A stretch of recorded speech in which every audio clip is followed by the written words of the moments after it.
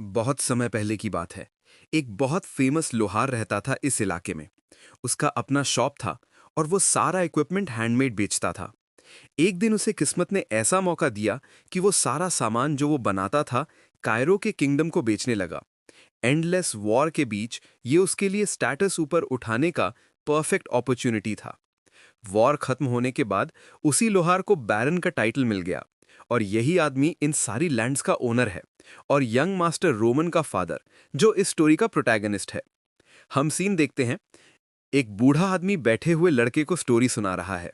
पीछे खड़ा मूंछ वाला आदमी सोच रहा है कि ये लड़का इतना ध्यान क्यों दे रहा है, ये तो सबको ऑलरेडी पता है। लेकिन स्टोरी अब कुछ घंटे पीछे चली जाती है। युवक पूछता है, क्या मैं डिमिट्री फैमिली का सबसे बड़ा बेटा हूं? क्या हम सैलोमिन महाद्वीप पर कीरा किंगडम में हैं? और क्या सच में मिम वर्ल्ड एग्जिस्ट नहीं करता? मूंछ वाला आदमी हाँ में सिर हिलाता है, मन ही मन सोचते हुए कि ये युवक तो हमेशा से थोड़ा अजीब रहा है, लेकिन आज तो सच में पागल लग रहा है। शायद उन स्ट्रेंज ड्रग्स का असर है जो आजकल अमीरों में पॉपुलर हो गए हैं। फिर मूंछ वाला बोलता है, लॉरेंस फैमिली की एक यंग लेडी आपसे मिलने आ रही हैं। लेकिन बोलते बोलते वो सोचता है कि पिछले 25 साल से ये बंदा अपनी जिंदगी वेस्ट कर रहा है, इसलिए तो डिमिट्री फैमिली का ट्रैश कहलाता है। वो लड़की की इंपॉर्टेंस और वैल्यू समझाने की कोशिश करता है, लेकिन डिमिट्री बीच में टोक देता है। इससे भी ज्यादा इंपॉर्टेंट बात है, इस लैंड का सबसे बूढ़ा आदमी मेरे पास लाओ। वो उस यंग लेडी से कहीं ज्यादा इंपॉर्टेंट है, क्योंकि मुझे इस करंट वर्ल्ड में जीना सीखना है। मूंछ वाले को समझ नहीं आता कि 25 साल का लड़का ऐसा क्यों बोल रहा है, लेकिन नौकर है तो बस ओबे करता है। स्टोरी वापस प्रेजेंट में आती है। बूढ़ा आदमी कहता है, बस इतना ही जानता हूं मैं इन जगहों के बारे में। डिमिट्री थैंक यू बोलता है और रिवॉर्ड देने की बात करता है, लेकिन बूढ़ा कहता है यंग मास्टर से बात करना अपने आप में सम्मान की बात थी। अब डिमिट्री को पता चल चुका है कि यहां सब उसे रोमन डिमिट्री के नाम से जानते हैं, लेकिन उसका रियल नेम है बैक जोंग कुक। वो आदमी जो मुरिम वर्ल्ड से था, जिसने वॉर्स की जिंदगी जी, जो चाहा कॉन्कर किया और आखिर में पीसफुली मर गया। लेकिन किसी अजीब रीजन से वो इस बॉडी में जाग गया। उसे नहीं पता ये हेवेंस की मर्जी है या असेंशन ना स्वीकार करने की पनिशमेंट। तभी बाहर शोर सुनाई देता है। कोई चिल्लाता है, हरामी! एक लड़के को मुंह पर लात पड़ी। सब देखते रहते हैं। छोटी सी शॉप के सामने गुंडों ने उसे घेर रखा है। वो खून बहा रहा है, जवाब नहीं दे पा रहा, और वो लोग उसे गंदा हरामी हरामी बोलकर बेरहमी से पीटे जा रहे हैं। डिमिट्री का सर्वेंट देखने जाता है, लेकिन तुरंत शॉक हो जाता है। उसे वो रेड फैंग टैटू बहुत अच्छे से पहचान आता है। पास में कोई पूछता है, क्या हो रहा है? सर्वेंट कहता है, ये ब्लड फैंग्स हैं, सिर्फ डिमिट्री टेरिटरी में ही नहीं, आसपास के सारे रीजन्स में फेमस हैं। लगता है उस लड़के का इनसे कुछ कर्ज है। वो डिमिट्री को रोकने की कोशिश करता है कि मत फंसो सर, ट्रबल ही होगा। लेकिन तभी डिमिट्री गायब हो चुका होता है और गुंडों को रोकने का ऑर्डर देता है। सर्वेंट चिल्लाता है, कुछ मत कीजिए यंग मास्टर, लेकिन डिमिट्री कामली आगे बढ़ता जाता है। एक गंजा आदमी आता है, डिमिट्री को पहचानता है और उसके मुंह पर हंसता है। अपने आप को क्या समझते हो? नोबल बर्थ है तो अथॉरिटी भी है क्या? बेटर होगा साइड हो जाओ, ये तुम्हारा मैटर नहीं है। सर्वेंट फिर वार्न करता है कि ब्लड फैंग से पंगा लेने से कुछ हासिल नहीं होगा, लेकिन डिमिट्री बस हैंस को बुलाता है। मुझे इस जगह के रूल्स नहीं पता, एक्सप्लेन करो। किसने रूल तोड़ा और सजा किसे मिलनी चाहिए? हैंस एक पल को घबराकर गला सूखने लगता है। फिर बोलता है, अगर उस लड़के का सच में डेट था और उसने पे नहीं किया तो वो गिल्टी है, लेकिन ब्लड फैंग्स को ऐसे पनिश करने का परमिशन नहीं है। और तो और इन्होंने डिमिट्री फैमिली के एल्डेस्ट सन का डिसरिस्पेक्ट किया, जो अपने आप में डेथ पनिशमेंट वाला क्राइम है। यहाँ के रूल्स के हिसाब से इनका एग्जीक्यूट हो जाना भी अजीब नहीं है। गुंडे बस घूरते रहते हैं। हैंड सोचता है कि शायद इतना बोलना नहीं चाहिए था। डिमिट्री पूछता है, सबने एक्सप्लेनेशन सुना? फिर जमीन से एक मोटी डंडी उठाता है और डिक्लेयर करता है, डिमिट्री फैमिली के एल्डेस्ट सन होने के नाते अब मुझे तुम सबको पनिश करना पड़ेगा। गंजा आदमी समझाने की कोशिश करता है, तुम नोबल हो, तुम्हें दुनिया का नहीं पता। देखो हमारा शोल्डर टैटू, अगर ऐसे ही करते रहे तो सबके लिए मुश्किल हो जाएगी। डिमिट्री सिर्फ मुस्कुराता है। ये तो प्रूव हो गया जो मैं जानना चाहता था। गंजा कॉन्फिडेंट होकर पूछता है, क्या मतलब? डिमिट्री आगे बढ़ते हुए बोलता है, इस लैंड के लॉर्ड के बारे में इस तरह बोल रहे हो? मतलब तुम लोग सिर्फ ट्रैश हो। मुझे तुम्हारी रेप्यूटेशन से कोई फर्क नहीं पड़ता। गुंडे शॉक हो जाते हैं, क्योंकि उन्हें उम्मीद नहीं थी कि ये ट्रैश सच में अटैक करेगा। लेकिन अब तो ब्लड फैंग्स का ऑनर डिफेंड करना पड़ेगा। गंजा तलवार से डिमिट्री की नेक पर वार करता है, लेकिन अगले ही पल उसे कुछ स्ट्रेंज फील होता है। डिमिट्री ने वो डंडी ऑलरेडी उसके पेट में घुसेड़ दी थी। बिना हिचकिचाही वो डिमिट्री उसे बाहर निकालता है और बाकी दो गुंडों की तरफ मुड़ता है। वो लोग गालियां देते हैं, हरामी, हमारे लीडर का बदला लेंगे। हैंड्स वॉर्न करता है, केयरफुल यंग मास्टर, उनके पास प्रॉपर वेपन्स हैं। फिर भी डिमिट्री आसानी से डॉज करता है। एक को शिन पर स्विफ्ट किक, दूसरे को मुंह पर सॉलिड पंच। सर्वेंट हैरान, उसे विश्वास नहीं हो रहा कि यंग मास्टर इतना फाइट कर सकता है। ये तो वही रोमन मास्टर नहीं लग रहा। जब बैक जॉन्ग कुक ने आंखें खोली तो सबसे पहले फ्लोर पर एक फेवल लेटर पड़ा था और बिखरे हुए ड्रग्स। कीरा किंगडम हमेशा वॉर में रहता था। हर नोबल हाउस से एक रिप्रेजेंटेटिव आर्मी में भेजना पड़ता था। रोमन को चुना गया था, लेकिन उसने सुइसाइड कर लिया। बैक सोचता है कि चाहे जो हुआ हो, वो लाइफ पैथेटिक ही थी। लेकिन अब इस बॉडी का ओनर सेलेस्टियल डीमन सेक्ट का लीडर है और अब वो अपनी मर्जी से जिंदगी जिएगा। और भाई, सिर्फ एक डंडी से उसने पूरे टाउन को रेड पेंट कर दिया। अनफॉर्चुनेटली ये पार्ट मुझे सेंसर करना पड़ेगा क्योंकि लड़का सच में बहुत क्रूअल है। पीछे से कोई चिल्लाता है, मॉन्स्टर! आखिरी बचा हुआ ब्लडफैंग भागने की कोशिश करता है, लेकिन डिमिट्री उसके बाल पकड़कर जमीन पर पटक देता है और बोलता है, लॉ इज लॉ। तुझे जिंदा छोड़ रहा हूं ताकि बाकियों को वार्निंग मिले कि लॉ तोड़ने का क्या होता है। फिर पूरे टाउन को इकट्ठा करके डिक्लेयर करता है, मेरा नाम रोमन डिमिट्री है। अगर किसी को इनकी सजा से प्रॉब्लम है तो कभी भी मेरे पास आ जाना। बैक जॉन्ग हुक, जिसने मुरिम वर्ल्ड कप पिनाकल छुआ था अनमैच्ड स्ट्रेंथ से। लाखों मार्शल आर्टिस्ट्स को उसने कत्ल किया। जब दुश्मनों का खून नदी बन गया था, तब सबने माना था कि सेलेस्टियल डीमन सेक्ट ही मुरिम वर्ल्ड को कंट्रोल करता है। लेकिन अभी इस पल उसे स्ट्रीट के चूहों से डील करने के लिए भी मेहनत करनी पड़ रही है। वो हैंड्स को बुलाता है और बोलता है, गार्ड्स को सब कुछ नोटिफाई कर दो। हुआ और जगह को क्लीन करवाओ। सर्वेंट बस सिर झुकाकर बोलता है, जी तुरंत करता हूं, और भाग जाता है। रोमन अकेला रह जाता है और मन में सोचता है कि ये बॉडी कितना वीक और यूजलेस है।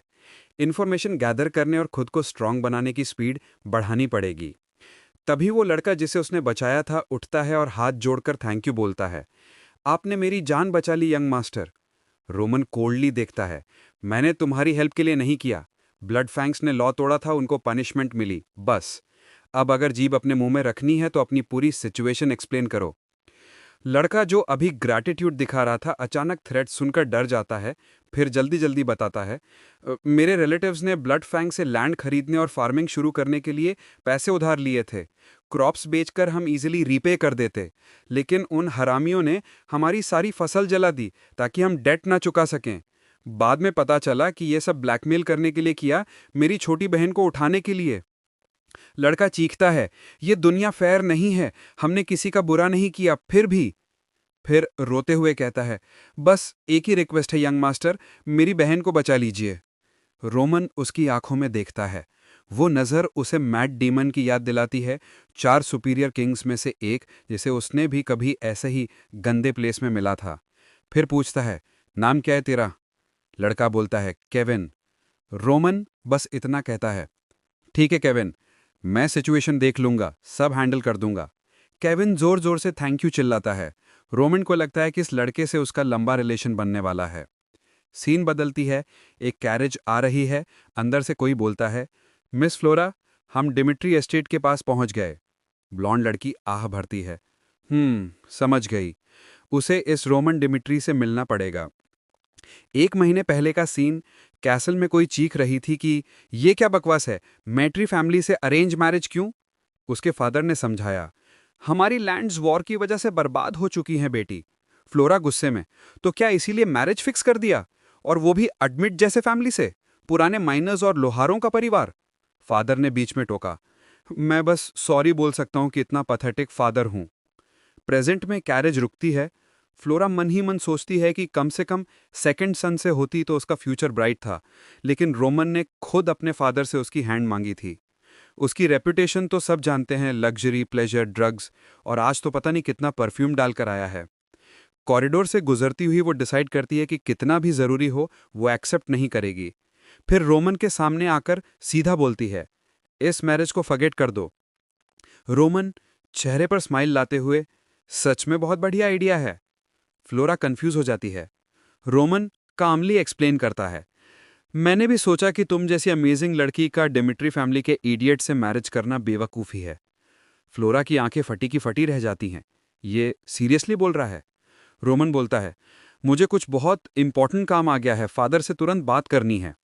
फ्लोरा रोकती है, रुको, सुना था तुमने ही तो फादर से मेरी हैंड मांगी थी, अब अचानक कैंसिल कर रहे हो? रोमन सीधा पूछता है, क्या तुम सच में मुझसे शादी करना चाहती हो? फ्लोरा फट से, नो। रोमन मुस्कुराते हुए, तो फिर हम एक दूसरे को प्रॉब्लम क्यों करें? मैं सब हैंडल कर लूंगा, तुम टेंशन मत लो। मैंने खुद को इडियट बोला है ना, डिवोर्स वाला इडियट भी कहलवा लूंगा। फ्लोरा समझ नहीं पा रही कि ये वही इडियट है जिसकी बातें सब करते हैं। डोर बंद होता है, अंदर जोरदार बहस सुनाई देती है। फादर चिल्लाते हैं, ये मैरिज कैंसिल करने का मतलब क्या है? रोमन कामली, बस आपको इन्फॉर्म कर रहा हूं, लड़की को ऑलरेडी बोल दिया है। फादर गुस्से में, सब तुम्हें डिमिट्री फैमिली का फूल कहते हैं, मैं बस एक अच्छा रिलेशन फिक्स करना चाहता था। बस एक ब्यूटीफुल लड़की से शादी करनी थी जिसके लिए तुमने खुद रो रो कर मांगा था। कुछ टेबल से उठाकर रोमन के सिर पर दे मारते हैं। अब अगले 6 महीने बैटलफील्ड भेजने का प्लान था, अब तो पक्का भेजूंगा। बोल कुछ है? रोमन शांति से, कुछ नहीं कहना है। फादर फिर बोलते हैं, सुना ब्लड फैंग से पंगा लिया, तुम जैसे वीक से ये पॉसिबल नहीं, अब अपने मेस खुद क्लीन करो, मैं हेल्प नहीं करूंगा। फादर को लगता है कि अब ये रोने गिड़गिड़ाने लगेगा, पर रोमन बस बोलता है, समझ गया, सब खुद हैंडल कर लूंगा। फादर शॉक, मतलब? रोमन, जो प्रॉब्लम मैंने क्रिएट की मैं ही सॉल्व करूंगा, जब तक सब फिक्स नहीं होता वापस नहीं आऊंगा। डोर बंद, बाहर कोई पूछता है, यंग मास्टर पागल हो गए हो क्या? रोमन वापस फ्लोरा के पास आता है, तुम अभी भी यहीं हो? फ्लोरा वॉर्न करती है, ब्लड फैंग्स नोबल से भी नहीं डरते, तुम्हें थ्रेट मानेंगे तो मार डालेंगे, फादर से जाओ, माफी मांगो, सब छोड़ दो। रोमन कोल्डली, ऐसा क्यों करूं? फ्लोरा सारी रीजंस बताती है, लेकिन रोमन बीच में टोकता है, लगता है तुम्हें अपनी औकात का पता नहीं है। सीन कुछ घंटे पहले की थी। हैंड्स रोमन पर परफ्यूम डाल रहा था ताकि ब्लड की स्मेल छुप जाए, और टाइट क्लोथ्स उतारने नहीं दे रहा था। रोमन सोच रहा था कि मैरिज अभी कॉम्प्लिकेट कर देगा, लेकिन लड़की ने कभी उसका डिसरिस्पेक्ट नहीं किया था, इसलिए डिसेंटली खत्म करना चाहता था। लेकिन अब उसे पता चल गया कि लड़की ने शुरू से ही रिस्पेक्ट देने का प्लान नहीं बनाया था, इसलिए अब वो भी नहीं दिखाएगा। रोमन फ्लोरा से बोलता है, तुम बहुत एरोगेंट लग रही हो, मैरिज तोड़ते वक्त सर्कमस्टेंसेस नहीं सोची, अब कंसर्न दिखा रही हो। जब मैंने कहा कि फुल रिस्पॉन्सिबिलिटी लूंगा तभी एंग्शियस हो गई, बस गुड पर्सन बनने का शो ऑफ चाहिए था ना। अब जब मैंने तुम्हारी विश पूरी कर दी तो चिंता क्यों? फ्लोरा बस खड़ी रह जाती है, कुछ बोल नहीं पाती। समझ लो कि कभी भी उसने मेरे डिसीजन में इंटरफेयर नहीं किया। अब हम अलग अलग रोड्स पर चलेंगे, अपनी अपनी लाइफ खुद संभालेंगे। मैंने फादर से फुल रिस्पॉन्सिबिलिटी लेने का वादा इसलिए किया था ताकि किसी को लगे नहीं कि ये ब्रेकअप का रिजल्ट है, और मैं इस लड़की से आगे कोई इन्वॉल्वमेंट नहीं चाहता। ये हमारी फर्स्ट और लास्ट मुलाकात थी। उसी रात कोई किसी को रोकता है, बस करो और मत पिया करो। ये लिएना है, डिमिट्री की मदर। फादर कन्फेस करते हैं, आज फिर रोमन पर हाथ उठा दिया, सॉरी फील हो रहा है। नोबल्स बनने के बाद मैंने सोचा था कभी अपने बेटे को वो सिचुएशन नहीं झेलनी पड़ेगी जो मैंने झेली। लिएना प्यार से, कोई बात नहीं, हमारे बच्चे हेल्दी बड़े हुए ना, बस यही काफी है। फादर फिर भी परेशान, पर समझ नहीं आता ये लड़का ऐसा क्यों है। रोमन ही तो था जो मेरे साथ हार्ड टाइम्स में रहा था। लियाना स्माइल करती है, हमसे पेरेंट्स के तौर पर गलतियां हुई हैं, लेकिन अब भी सिर्फ हम ही हैं जो इसे करेक्ट कर सकते हैं। मुझे पूरा यकीन है वो पुराना रोमेरो जिसे मैं जानती थी, वो हमारे बेटे को सही पाथ पर वापस लाएगा। हस्बैंड चौंकते हैं, ब्लड फैंग्स वाली बात कर रही हो? लियाना हाँ में सिर हिलाती है, हाँ, गुस्से में बोल दिया होगा, लेकिन लड़का थोड़ा हेडस्ट्रॉन्ग है। कैप्टन जॉनथन से बात कर लो, थोड़ी हेल्प कर देंगे। फिर वो सर्वेंट को बुलाते हैं और ऑर्डर देते हैं, कैप्टन जॉनथन को बुलाओ। अगली सुबह रोमन टाउन में अकेला घूम रहा है। हैंस पीछे पीछे चिल्ला रहा है, यंग मास्टर रुकिए, ब्लड फैंग जरूर रिवेंज लेंगे कल की बात का। रोमन कामली पूछता है, बता हैंस, इन लोगों को इतना पावरफुल कब से बनने दिया तुम सबने? हैंस, मुझे नहीं पता सर। रोमन एक्सप्लेन करता है, वॉर में फेम ही फियर पैदा करती है। ब्लड फैंग्स बेरहम है, इसलिए लोग डरते हैं, और डर की वजह से वो और एफिशिएंट बन जाते हैं। हैंस, तो आप कह रहे हो कि वो डेंजरस नहीं है या वीक हैं? रोमन मुस्कुराते हुए, वो उतने ही वीक हैं जितना फियर वो मुझ में पैदा कर सकते हैं। सीन बदलती है, एक रेस्टोरेंट में फीस्ट आता है। हैंस खुश होकर, वाह, खाना तो कमाल का लग रहा है।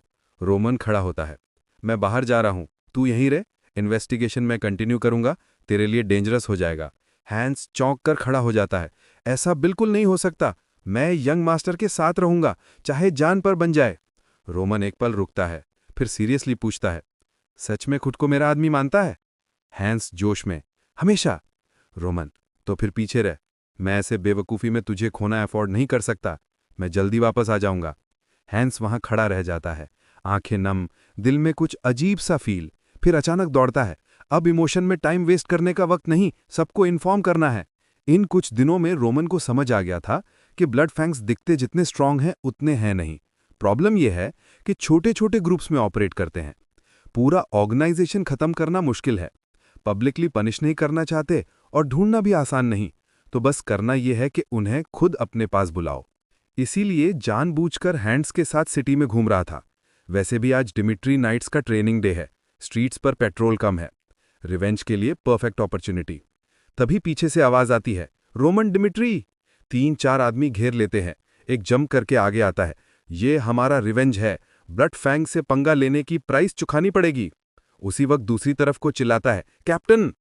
मैसी बालों वाला आदमी मुड़ता है, हैंड्स दौड़ता हुआ कैप्टन जॉनथन के पास पहुंचता है, हांफते हुए, यंग मास्टर खतरे में है, ब्लड फैंग्स ने घेर लिया है। जॉनथन चौंकते हैं, क्या बकवास कर रहा है? लेकिन उधर रोमन ने पहला अटैक इजीली डॉज कर लिया, अटैकर के पेट में एल्बो मारी, डैगर छूट गया, हवा में ही दूसरे हाथ से पकड़ लिया। अगले पल अटैकर का गला दबा हुआ था। सब शॉक। जिस रोमन डिमिट्री को वो जानते थे ये बिल्कुल अलग था। रोमन कामली, क्या कर रहे हो सब, एक साथ आओ ना। सोल्जर्स के पास हैंस चिल्ला रहा है, सच में यंग मास्टर ने सारे ब्लड फैंग्स को अकेले लात मार के भगा दिया था, अब फिर गए हैं। जॉनथन को याद आता है कि रोमेरो ने हेल्प मांगी थी। वो अभी भी कंफ्यूज्ड हैं कि जो लड़का तलवार तक ठीक से नहीं पकड़ सकता वो ये सब कैसे। फिर भी ऑर्डर देते हैं, वेपन्स उठाओ, यंग मास्टर को कुछ नहीं होना चाहिए वरना हम सब की खैर नहीं। लेकिन तब तक तो पुअर ब्लड फैंग जमीन पर पड़े कराह रहे थे। एक को पेट में घुसा, दूसरे के गंजे का पेट किक से फट गया। रोमन हंसते हुए, बस 3 ही हो तुम लोग। आखिरी वाला धमकी देता है, 3 को मार चुके, अब तू नहीं बचेगा। रोमन हंसते हुए उसकी जांग पर डैगर हल्के से फिराता है, तीनों मर जाते, बेहतर होगा सवालों के जवाब दे। सबसे पहले, तुम्हारा लीगर कौन है? सीन बदलती है। उसी शहर के बीचों बीच वाली बार में अचानक दरवाजा खुलता है, रोमन अंदर घुसता है। काउंटर पर वही गंजा आदमी जो अभी अभी पीटा गया था। चौंक कर, यंग मास्टर? रोमन खुशी खुशी हाथ हिलाता है, हाय। बारटेंडर कंफ्यूज्ड, आज ये इतना वियर्ड क्यों बिहेव कर रहा है? फिर भी पूछता है, क्या पिएंगे? Roman, tear of the dawn. Bartender, ये तो हमारे पास नहीं होता सर, कुछ और? रोमन, तो जो सबसे स्ट्रांगेस्ट हो दे दो, सुबह एक काम निपटाना है।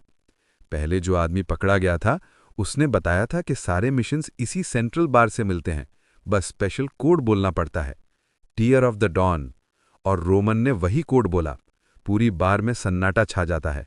बारटेंडर धीरे से पीछे वालों को आवाज देता है, मारो। लेकिन अगले ही पल उसका मुंह फट चुका था।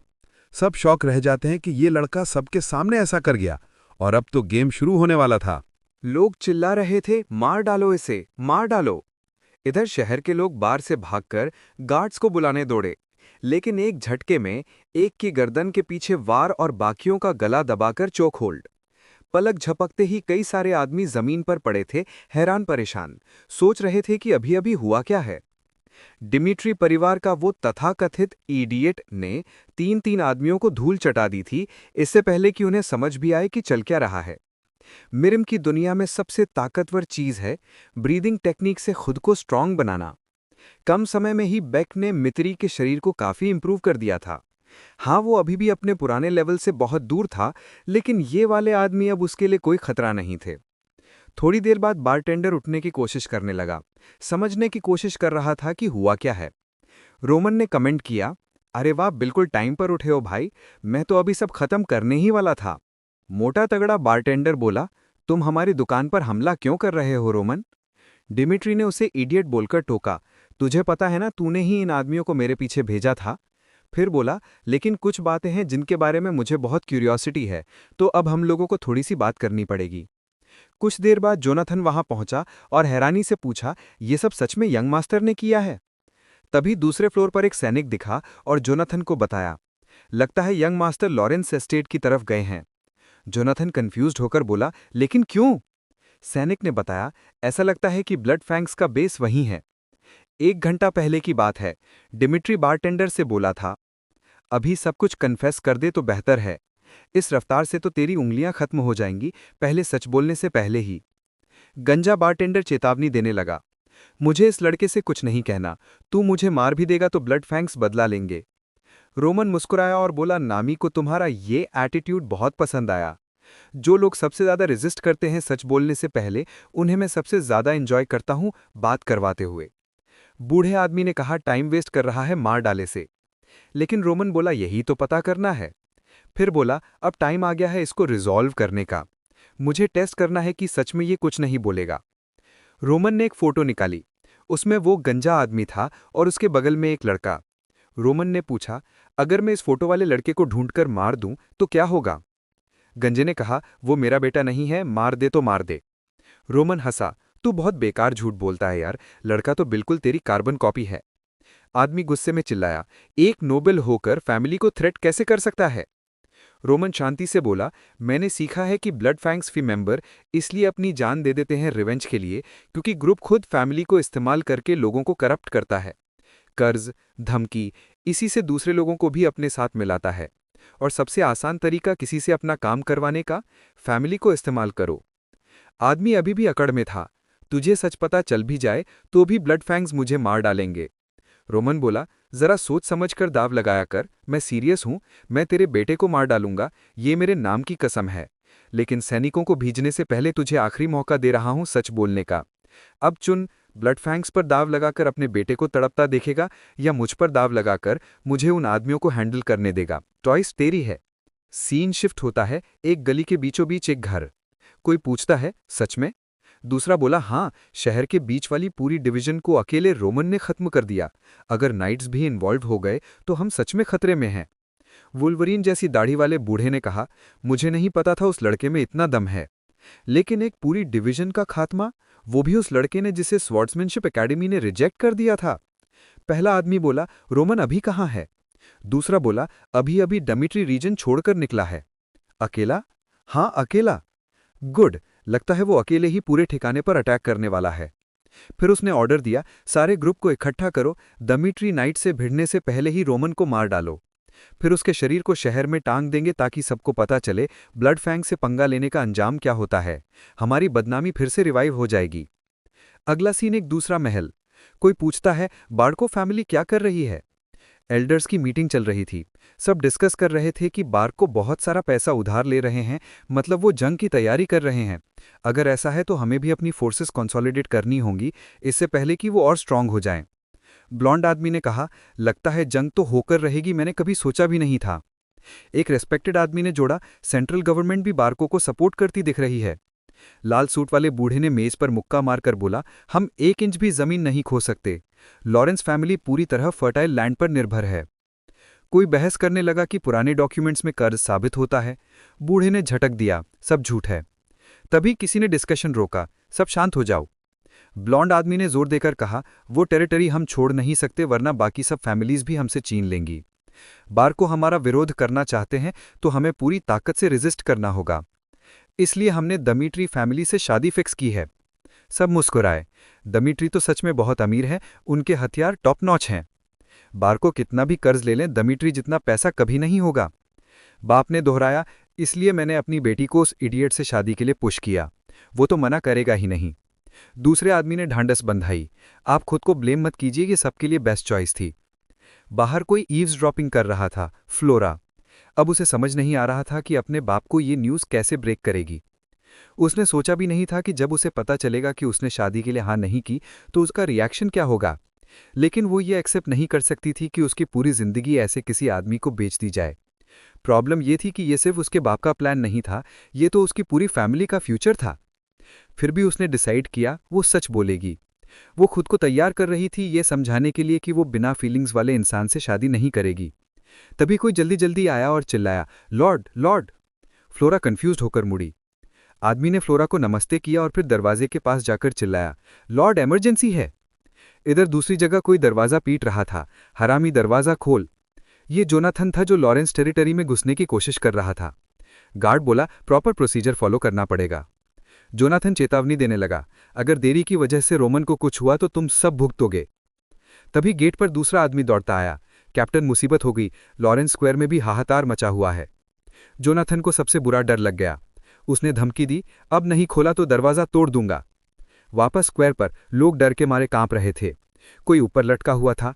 लोग सोच रहे थे कि बीच में पड़े या नहीं। वो वुल्वरीन जैसा बूढ़ा आदमी था जो अब चिल्ला चिल्लाकर अपनी जान की भीख मांग रहा था। उसे पूरा यकीन था कि एक अकेले नोबल इडियट को हराना बहुत आसान होगा। ये तो बहुत आसान काम होता। गैंग में से किसी एक को भी भेज देते तो हो जाता। लेकिन असल में उनके पास तो कई सारे हथियारबंद आदमी थे।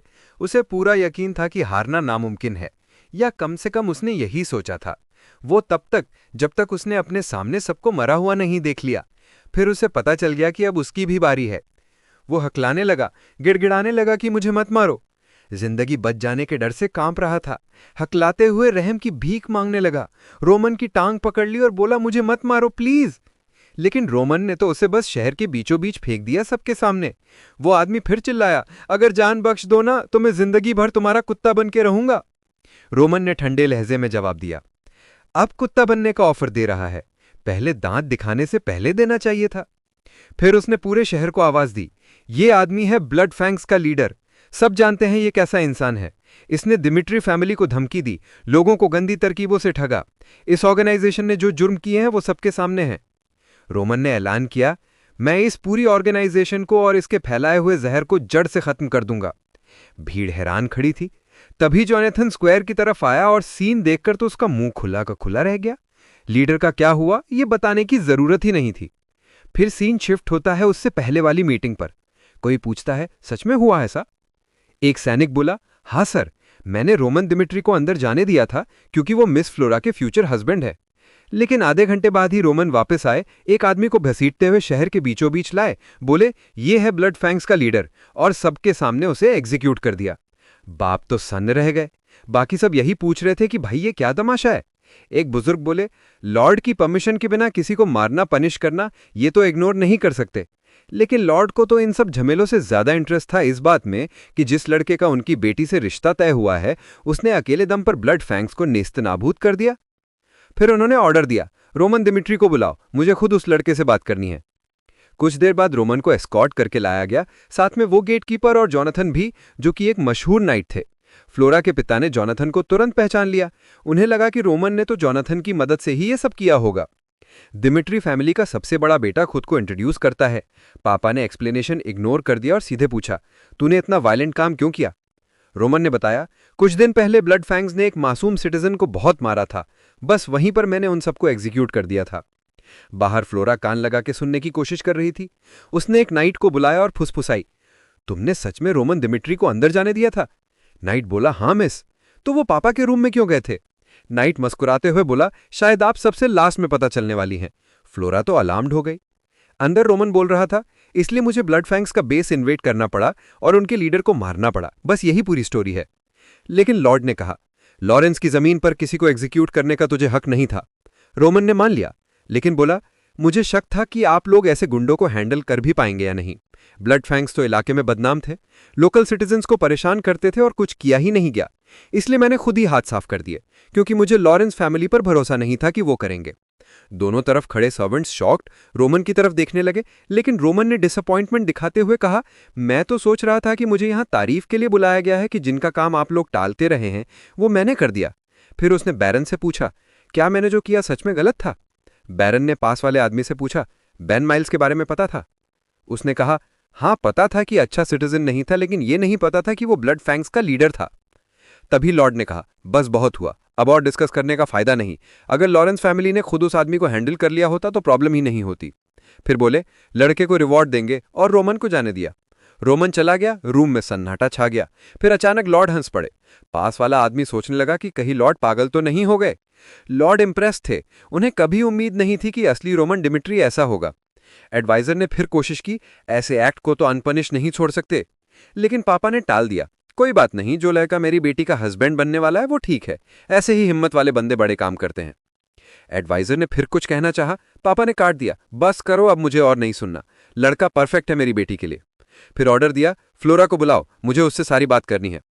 इधर दिमिट्री टेरिटरी की तरफ वापसी में जोनाथन बोले, तुम्हें सारी सच्चाई नहीं बतानी चाहिए थी। भले हमने ब्लड फैंग्स को खत्म कर दिया, लेकिन एक लॉर्ड को गुस्सा तो कर ही दिया।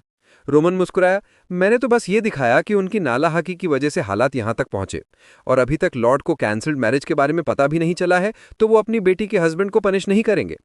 जोनाथन को तुरंत समझ आ गया कि रोमन ने सब प्लान किया था। वो हैरान, सामने वाला बंदा आखिर है कौन? ये वो रोमन दिमिट्री तो बिल्कुल नहीं था जिसे वो जानते थे। अचानक रोमन के दिमाग में एक आवाज गूंजी, बाक जोंग हुक। उसकी असली पहचान पुकारते हुए, तू सेलेस्टियल डेमन का बेटा है। अगर उत्तराधिकारी बनना है तो पहले साबित करके तू काबिल है। पहले भूख, ठंड और कड़ी जमीन पर जीना सीख। लेकिन उसके पिता ने चेतावनी भी दी थी, अगर मर गया तो कोई फर्क नहीं पड़ेगा, दूसरा बेटा पैदा कर लेंगे। सिर्फ एक ही तरीका था काबिल साबित होने का, सब पर राज करना। बेशक बाघ को पहले ही पीट पीट के तोड़ दिया गया था। एक मोटा बच्चा हंसते हुए बोला था, सोचा था सेलेस्टियल डेमन का बेटा बेग ज्यादा ताकतवर होगा, आखिर में तो बस घमंडी ब्रैट निकला। बेग खड़ा ही हुआ था कि फिर मुंह पर मुक्का पड़ा। बेचारा कुछ कर ही नहीं पाता था। बाकी बच्चे जो दूर खड़े थे बस सोचते थे कि कितना बेवकूफ है ये। जहां बाकी बच्चों को बचपन में फैमिली प्रोटेक्ट करती थी, वहीं बेग को उस दुनिया में धकेल दिया गया था जहां सिर्फ ताकतवर ही जीते हैं। अब दिमिट्री टेरिटरी में रोमन बाथटब में रिलैक्स कर रहा था, पीसफुल बाथ लेते हुए। उसे यकीन नहीं हो रहा था कि इतने छोटे से काम से उसका शरीर इतना थक कैसे गया। लेकिन ये तो मानना पड़ेगा कि इस दुनिया में आंख खोलने के बाद उसने बहुत कुछ झेला है। ब्लड फैंग्स को खत्म करने के लिए जिसने भी रास्ता रोका सबको मारना पड़ा। फिर भी कोई रिग्रेट नहीं, क्योंकि ये साबित करता है कि वो इंसान के तौर पर बदला नहीं है। जरूरत पड़ी तो दुश्मनों को टॉर्चर करेगा, जो उसकी जान लेना चाहेंगे उन्हें खत्म कर देगा। यही जिंदगी उसने हमेशा जी है, और रोमन बन जाने से भी कुछ नहीं बदलेगा। सिर्फ प्रॉब्लम यह है कि अब ऐसे बाहर निकलना दिन ब दिन खतरनाक होता जा रहा है। उसे इस दुनिया के रूल्स अभी पूरी तरह से समझ नहीं आए हैं। ऊपर से उसकी असली ताकत बहुत कम हो चुकी है। अब हर कदम सोच समझ के उठाना पड़ेगा। अचानक दरवाजे से आवाज आई, यंग मास्टर, लॉर्ड ने बात आपको करनी बुलाया है। रोमेरो ने पूछा, क्या सच में उस लड़के ने अकेले ही ये सब कर डाला? जोनाथन ने कंफर्म किया, हाँ लॉर्ड, रोमन बहुत बदल गया है। पापा अभी भी हैरान परेशान। लेकिन नाइट ने फिर कहा, ये यंग मास्टर वो पुराने वाले नहीं रहे जिन्हें हम जानते थे। रोमेरो ने मान लिया, रोमन हमेशा से मेरे लिए सबसे बड़ी चैलेंज रहा है। इकलौता बेटा जिसमें कोई खास बात नहीं थी, फिर भी जब हम गरीब थे तब सबसे ज्यादा मुश्किलें उसी ने झेली थीं। बहुत पहले की बात है, रोमन ने अपने पापा को एक कैंडी दी थी। पूछा गया तो बस बोला, ये मीठी है। रोमेरो उस वक्त माइंस में काम कर रहे थे। बेटे को आते देखा तो बोले, इतनी खतरनाक जगह पर क्यों आया, सेफ नहीं है यहां। लेकिन लड़का बस मुस्कुराया और बोला, पापा बहुत काम करते हो इसलिए स्वीट लाया हूं, ताकि एनर्जी आए। जल्दी काम खत्म करो और घर जल्दी आ जाओ। रोमेरो को तो बस यही चाहिए था कि उनका बेटा खुश रहे, इसलिए हमेशा उसे सबसे ज्यादा प्यार दिया, पैसे दिए ताकि कोई गरीब ना बोले। कभी सोचा नहीं था कि यही बात रोमन को गलत रास्ते पर ले जाएगी। दिल का एक हिस्सा तो पहले ही उससे हार मान चुका था, लेकिन अब जब सुना कि उसने ब्लड फैंग्स को अकेले नेस्तनाबूद कर दिया, तो दिल में एक नई उम्मीद जागी। दरवाजे पर रोमन ने आवाज दी, आ सकता हूं? रोमेरो ने मन ही मन सोचा, चाहे रोमन ने कैसे भी किया हो, उसने ब्लड फैंग्स को खत्म कर दिया है। अगर ऐसा है तो मैं अपने बेटे के लिए कुछ भी कर सकता हूं। ये मेरी पहले की नाकामी का बहाना बन जाएगा। रोमन जब अंदर आया तो रोमेरो बोले, सुना है तूने अकेले दम पर ब्लड फैंग्स को खत्म कर दिया। बेक, जो अब रोमन के शरीर में था, अपने इस नए पापा को देख रहा था। वो देख सकता था कि आदमी नर्वस भी है और उम्मीद से भरा भी, लेकिन उसे पता था कि अगर सच्चाई बोल दी तो नज़र पूरी तरह बदल जाएगी। प्रॉब्लम ये थी कि उम्मीद से ज्यादा परफॉर्मेंस हमेशा कीमत वसूलती है। अगर अभी सब कुछ कम करके बोला तो थोड़ा और टाइम मिल जाएगा खुद को और स्ट्रांग बनाने का। पापा बार बार बुला रहे थे। बेक सोच में पड़ गया, सच्चाई बोले या झूठ। सच्चाई छुपाना ज्यादा समझदारी भरा लग रहा था। अचानक बेक की पुरानी यादें उभर आईं, जब वो बच्चा था और पिट रहा था। बुली ने ताना मारा, बस इतना ही दम है। फिर बेक ने जमीन से पत्थर उठाया और बिना रहम के उसके मुंह पर दे मारा। लड़का बुरी तरह जख्मी होकर गिर पड़ा। बेक खड़ा हुआ, दूसरा पत्थर उठाया और फिनिश करने को तैयार। उस दिन से सब उससे डरने लगे। तभी उसे समझ आया कि अकेले की दुनिया में सिर्फ सबसे ताकतवर ही राज करता है। उसने सबको ऐलान किया कि जिसे उसने मारा था वो पहले उनका लीडर था, मतलब अब मैं लीडर हूं। सुपीरियर दिखाना ही टोटल विक्ट्री का एकमात्र रास्ता था। इसलिए बेक ने, यानी अब रोमन ने फैसला किया कि हाँ, ब्लड फैंग्स को मैंने ही खत्म किया था। वो और सेलेस्टियल डेमन दोनों को सुपीरियॉरिटी छुपाना नहीं आता। कुछ देर बाद शहर के ट्रेनिंग ग्राउंड में यंग ट्रेनीज तलवारबाजी प्रैक्टिस कर रहे थे। तभी किसी ने चिल्लाया, रुक जाओ, लॉर्ड आ गए हैं, रिस्पेक्ट दिखाओ। सबने तुरंत झुककर सलाम ठोका। ग्रुप में एक ब्लॉन्ड लड़का हैरान, सोच रहा था कि रोमन दिमित्री यहाँ क्या कर रहा है। ट्रेनर ने ऐलान किया, आज हम अपनी स्वॉर्ड्समैनशिप मिस्टर रोमन के खिलाफ टेस्ट करेंगे। जो भी पार्टिसिपेट करना चाहे आगे आए। अजीब बात थी, सब पसीना पसीना, कोई भी वॉलंटियर नहीं करना चाहता था। ब्लॉन्ड लड़का समझ ही नहीं पा रहा था कि सब रोमन से इतना क्यों डर रहे हैं, या यूं कहें कि इस बेवकूफ से लड़ने की किसी की हिम्मत क्यों नहीं हो रही। इधर जॉनथन सोच रहे थे कि कोई ऐसा चाहिए जो रोमन को आसानी से हरा दे, ताकि नाइट्स की स्किल दिखे। उन्होंने ऐलान किया कि अगर कोई वॉलंटियर नहीं करेगा तो मैं खुद चुनूंगा। मास्टर होने की वजह से वो खुद नहीं लड़ सकते थे, तो सिर्फ एक ही ऑप्शन बचा था। उन्होंने नाम लिया क्रिस। लड़के को झटका लगा। क्रिस, दिमित्री नाइट्स के वाइस कैप्टन। पहली बार जब क्रिस ने रोमन को देखा था, पिछले साल एक बार में, वहां लोग शिकायत कर रहे थे कि कोई ड्रंक तमाशा कर रहा है। वहां कोई चिल्ला रहा था, मुझे बेवकूफ बना रहे हो क्या? लड़के ने पूछा, बार बंद करना चाहते हो सच में? अटेंडेंट्स माफी मांग रहे थे, कुछ कर नहीं पा रहे थे। लेकिन नशे में धुत रोमन बोला, तुम जैसे कचरे को बोलने का भी हक नहीं, और उस आदमी को फिर बुलाया। जब कुछ कहा तो उसने बोतल दीवार पर दे मारी। तब क्रिस ने कहा, बस बहुत हुआ। लेकिन वो बोला, तुम कौन हो? क्रिस ने उसका हाथ पकड़कर बाहर ले जाने की कोशिश की और बोले, शर्मिंदा कर रहे हो खुद को। बदले में उसे एक जोरदार थप्पड़ पड़ा। रोमन ने पूछा, एक लोअर लेवल के नाइट ने मुझ पर हाथ डालने की हिम्मत कैसे की? बस उस एक थप्पड़ से क्रिस को पता चल गया था कि इस लड़के ने जिंदगी में एक दिन भी ट्रेनिंग नहीं की। ताकत एक आम आदमी से भी कम है। उसे लॉर्ड के लिए तरस आया क्या ऐसा बेटा है, और पूरा यकीन था कि ये कचरा है, मर जाना ही बेहतर। तो अब यही रोमन उसके साथ ड्यूअल करेगा। उसने कैप्टन से कहा, सर मुझे नहीं लगता ये अच्छा आइडिया है, कोई और सूटेबल होगा। लेकिन जॉनथन ने चेतावनी दी, लड़के ने ब्लड फैंग्स को खत्म किया है, तुझे ही करना है। क्रिस कुछ कहने ही वाला था कि जॉनथन ने काट दिया। तो क्रिस बोला, ठीक है, समझ गया। सब ड्यूअल देखने को बेताब थे। दोनों एक दूसरे को शांति से नाप रहे थे। जॉनथन बोले, रुको। लेकिन उसी वक्त क्रिस ने कहा, मेरी एक रिक्वेस्ट है। उसने चेतावनी दी, ड्यूअल में मैं बिल्कुल रहम नहीं करता, चाहे सामने कोई भी हो। अगर ये रिक्वेस्ट एक्सेप्टेड है तो मैं पार्टिसिपेट करूंगा। वो पूरा कॉन्फिडेंट था कि ये आइडिया हरा दिया था। जॉनथन और रोमेरो दोनों सहमत लग रहे थे, और रोमन तो वैसे भी स्माइल कर रहा था, जिससे क्रिस को बिल्कुल भी खुशी नहीं हुई। जॉनथन ने कहा कि हंसी से लगता है लड़के ने एक्सेप्ट कर लिया, और फिर उसने दोनों साइड्स को रेडी होने को कहा। क्रिस गुस्से से भर गया था, जबकि रोमन बस स्मर्क कर रहा था। जैसे ही जॉनथन ने सिग्नल दिया, क्रिस तुरंत झपट पड़ा। लड़का वहीं खड़ा रहा, उसका वेट कर रहा था। उसने एक मूवमेंट को जल्दी ऑब्जर्व किया, और क्रिस ने फुल स्ट्राइक मारी, जिसे लड़के ने डिफेंड कर लिया। जो लोग क्रिस के साथ ट्रेन करते थे उन्होंने तुरंत रियलाइज किया कि वो फुल एफर्ट दे रहा था, लेकिन जॉनथन तो पहले से इंप्रेस था। लड़के ने सच में ब्लॉक कर दिया था। क्रिस तुरंत पीछे हटा। उसे बस डिफेंस से ही लड़के की स्ट्रेंथ का अंदाजा हो गया था। ऊपर से उसका स्टांस अभी भी कंप्लीटली स्टेबल लग रहा था। ये बिल्कुल वैसा नहीं था जैसा उसने इस ड्यूअल का सोचा था, लेकिन उसे उससे कोई फर्क नहीं पड़ता था। वो तभी सेटिस्फाइड होगा जब इस बंदे को कंप्लीटली क्रश कर देगा। उसने एक और स्लैश मारी, लेकिन रोमन ने बस साइड स्टेप कर दिया। लेकिन क्रिस ने यह मूवमेंट देख लिया था। उसने अपना बॉडी स्पिन किया और साइड से हिट करने की कोशिश की, लेकिन लड़के ने फिर डिफेंड कर लिया। रोमन बिल्कुल काम लग रहा था, अटैक्स को ऑब्जर्व कर रहा था। जब क्रिस को लगा कि उसकी बैक में ओपनिंग मिल गई है, मैच तो जीत लिया, अब बस इस ब्लो को लैंड करना बाकी था। लेकिन रोमन बस क्राउच कर गया। उसने ओपनिंग देखी, और उसी मोमेंट क्रिस को पता चल गया कि अब वो हिट होने वाला है। अटैक उसके फेस के बगल से ब्रश होकर गुजर गया, और बंदे को तो नया हिरकट भी मिल गया। डर के मारे वो पीछे हट गया। उसे रियलाइज हुआ कि वो कितना डेंजरस था। लॉर्ड और कैप्टन दोनों बिलीव नहीं कर पा रहे थे। क्रिस के साथ ट्रेन करने वालों को तो कुछ समझ ही नहीं आ रहा था कि वो लूज कैसे कर रहा है, और खुद उसे भी लग रहा था कि क्या ये सच में वही रोमन मित्री की स्किल्स हैं जिन्हें वो जानता था। डिफेंस से लेके इवेजन और अटैक तक कुछ भी कमी नहीं थी।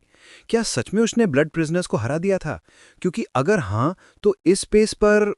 उस मोमेंट उसने खुद से कहा कि वो ओवर थिंकिंग कर रहा है, और रोमन अभी भी वही पुराना इडियट है। लेकिन तभी रोमन ने कहा कि बस वार्मिंग अप काफ़ी है, और बोला कि इस बार वो पहले जाएगा। और बेचारा अभी रिएक्ट भी नहीं कर पाया था जब तक रियलाइज़ किया बहुत लेट हो चुका था। आखिरी सेकंड पर लक से डिफेंड कर पाया। उसे बिलीव नहीं हो रहा था कि लड़का इतना फास्ट था। वो बैकवर्ड मूव किया, लेकिन रोमन लगातार क्लोज कर रहा था। क्रिस अब बस थोड़ा थोड़ा डिफेंड कर पा रहा था, और आसपास के लोग अटैक्स के सीक्वेंस से डर गए थे। क्रिस को तो अपनी जान बचाने के लिए फुल एफर्ट लगाना पड़ रहा था। कम से कम एक अपॉर्चुनिटी तो ढूंढनी थी इसको खत्म करने की, लेकिन तभी उसे आर्म पर हिट पड़ा और वो साइडवेज गिर पड़ा।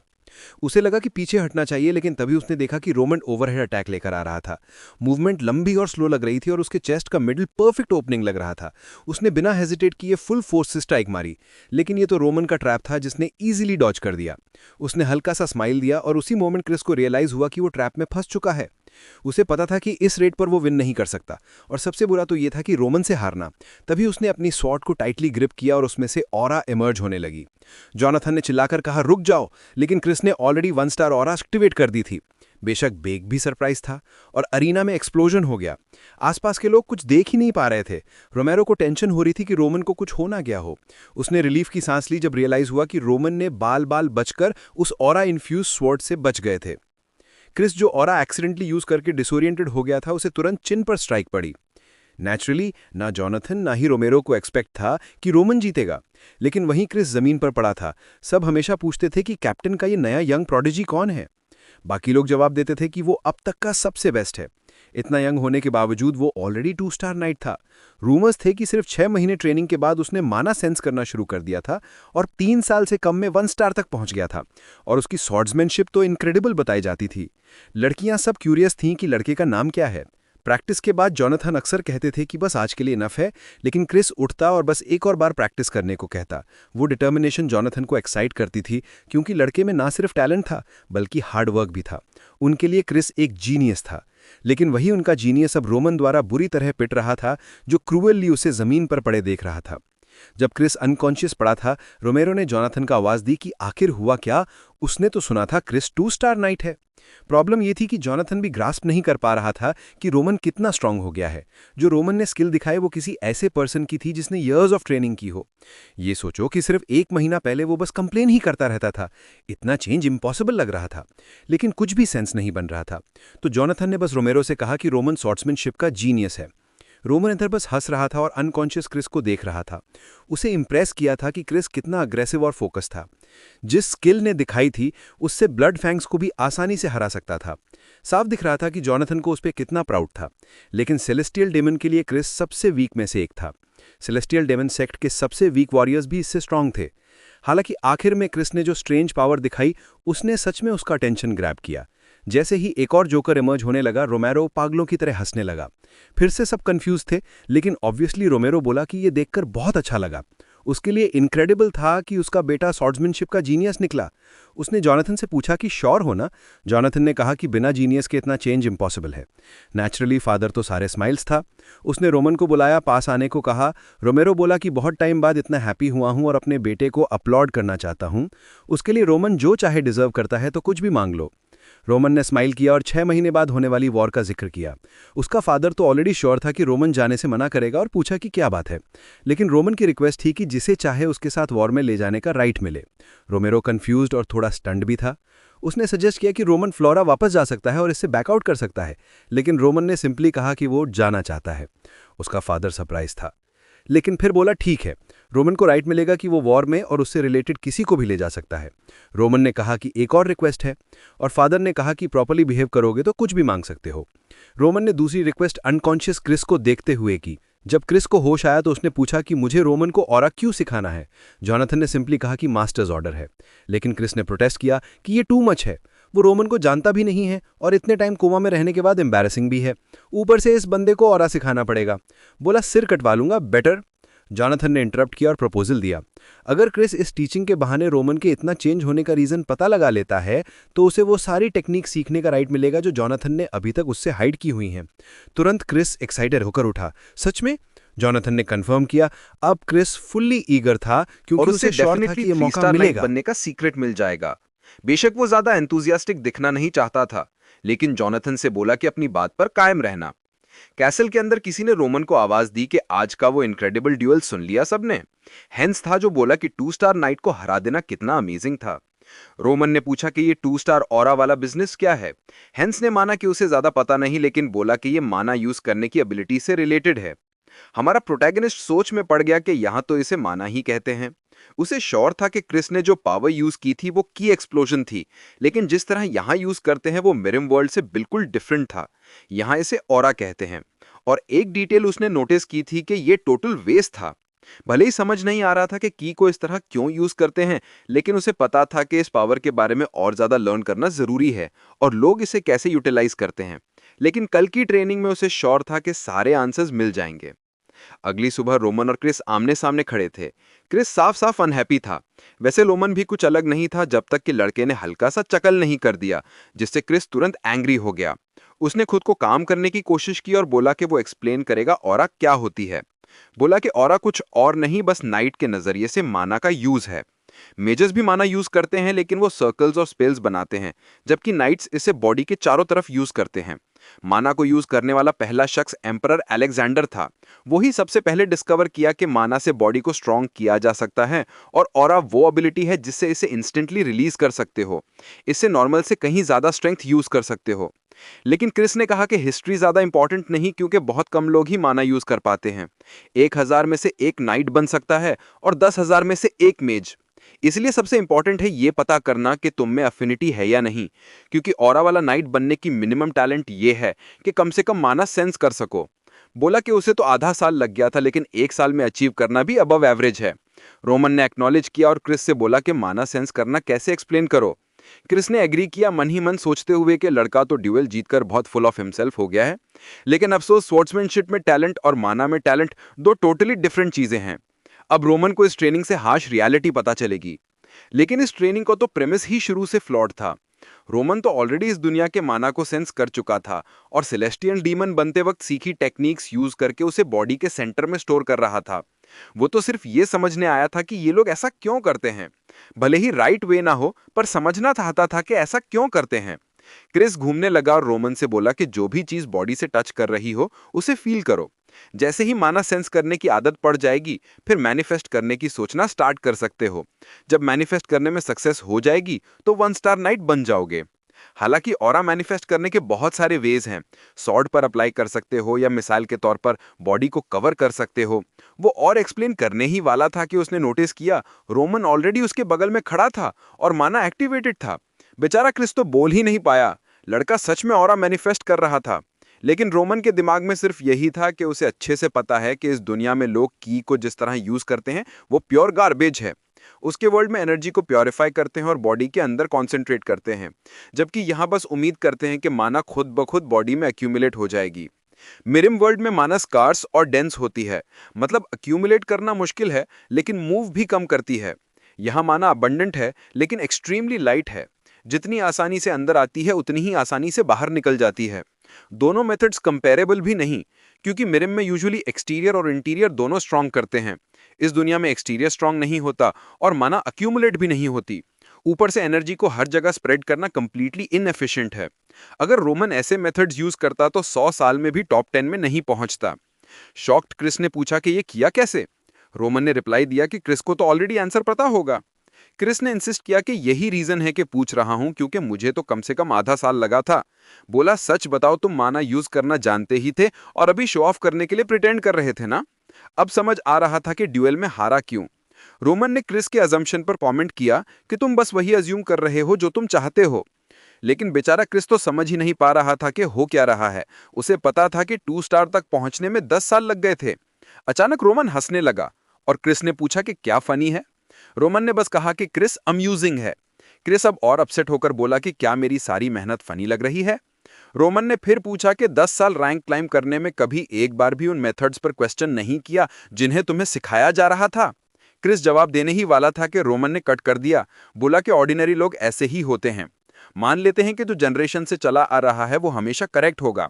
जब वो ऑरा सीख रहा था तो सोचता था कि इतने ऑब्वियस फ्लॉज होने के बावजूद लोग इस मेथड पर फिक्सेटेड क्यों हैं।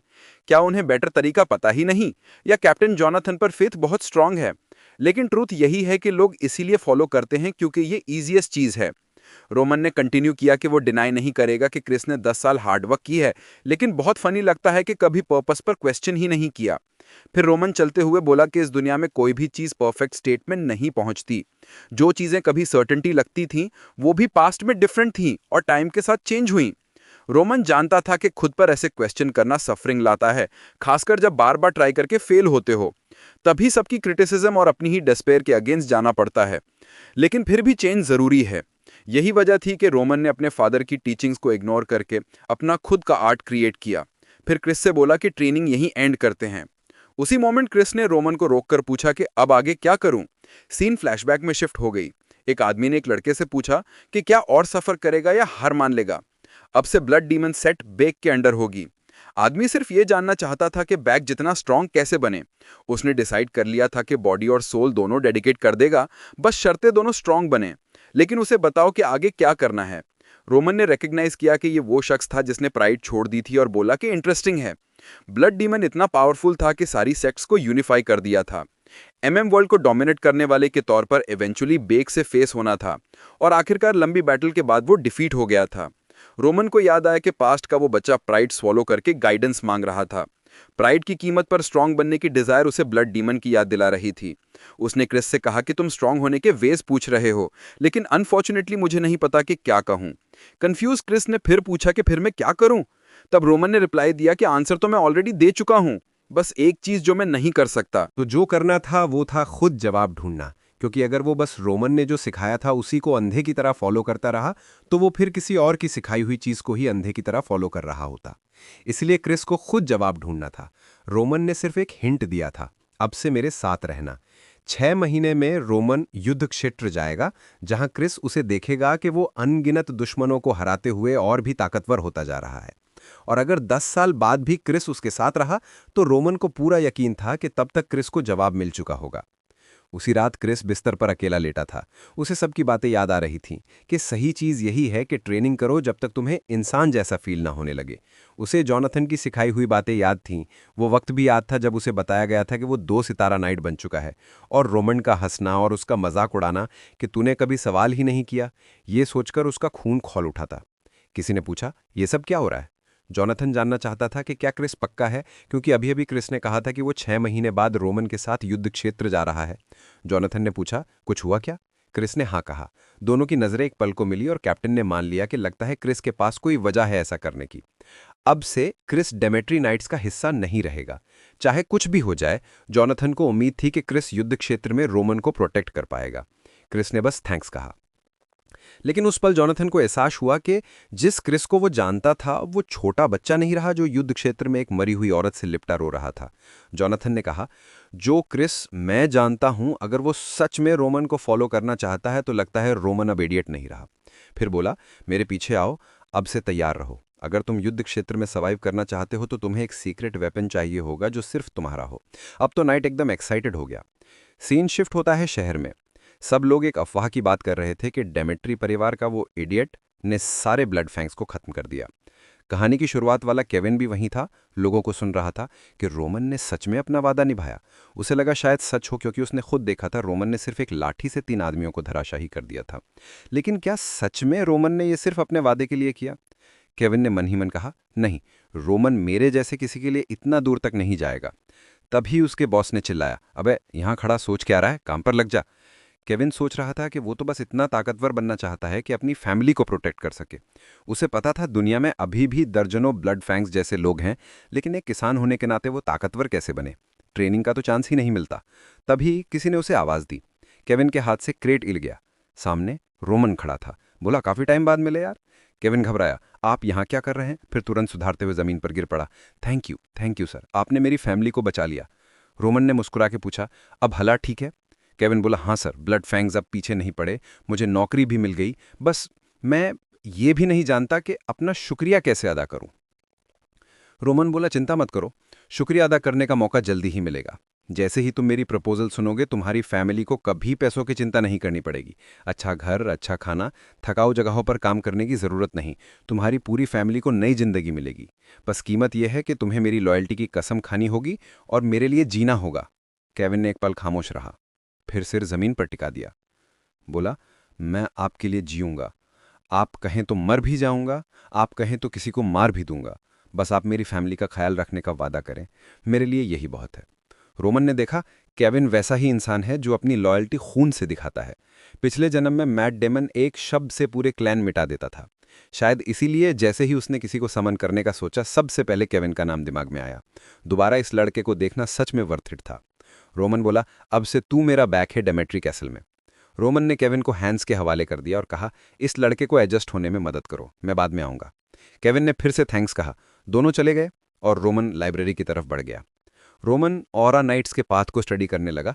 पहला स्टेज था मैनिफेस्टेशन। इसी से कोई 1 स्टार नाइट कहलाता है। 2 स्टार बनने के लिए ऑरा से स्टील काटना पड़ता है।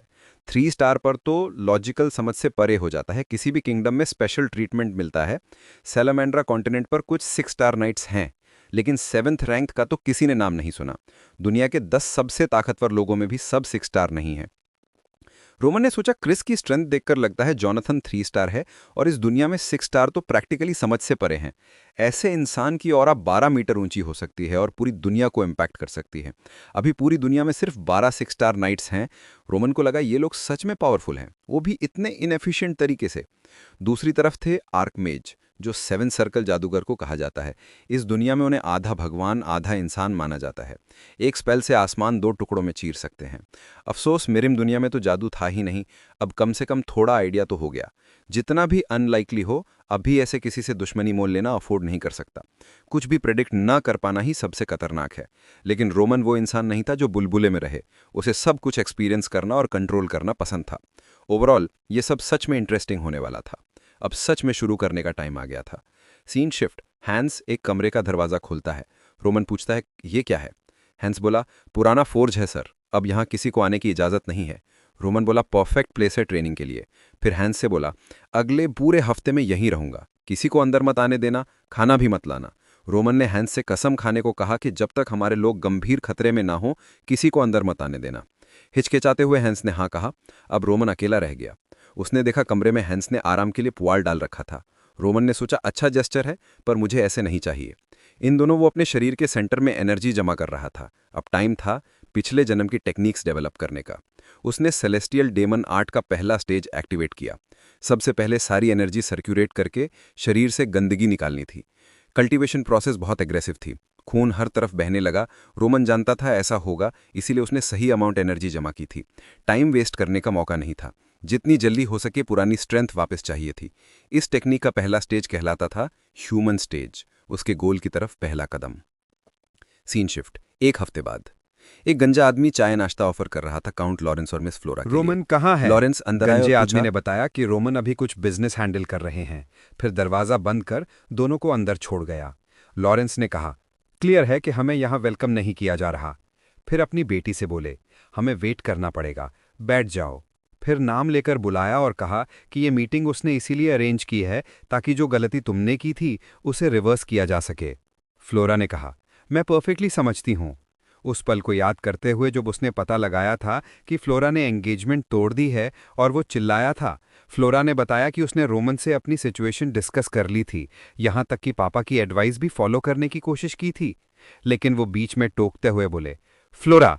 फिर याद दिलाया कि उसने हमेशा माना था कि वो बहुत इंटेलिजेंट बच्ची है, इसलिए उम्मीद नहीं थी कि वो ऐसा करेगी। उसे समझना होगा कि बार्को फैमिली ने बैंक से बहुत बड़ा लोन लिया है, यानी जल्द ही वॉर शुरू होने वाला है।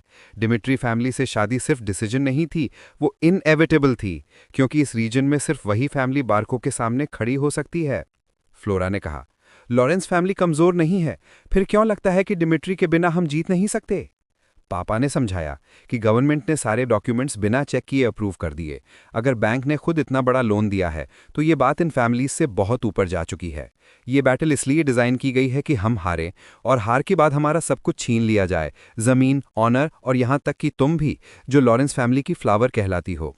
प्रेजेंट में फ्लोरा सोच रही थी कि उसे ये सब पता था, डिसीजन और वजह समझती थी, फिर भी सेल्फिश रीजन की वजह से सब इग्नोर कर दिया। अब उसे रियलिटी में आना होगा, फूल की तरह हमेशा नहीं जी सकती। इधर रेंजो इधर उधर घूम रहा था कि करे तो क्या करे। जैसे ही रोमन आएगा उसे बताना पड़ेगा कि फ्लोरा सुबह से वेट कर रही है।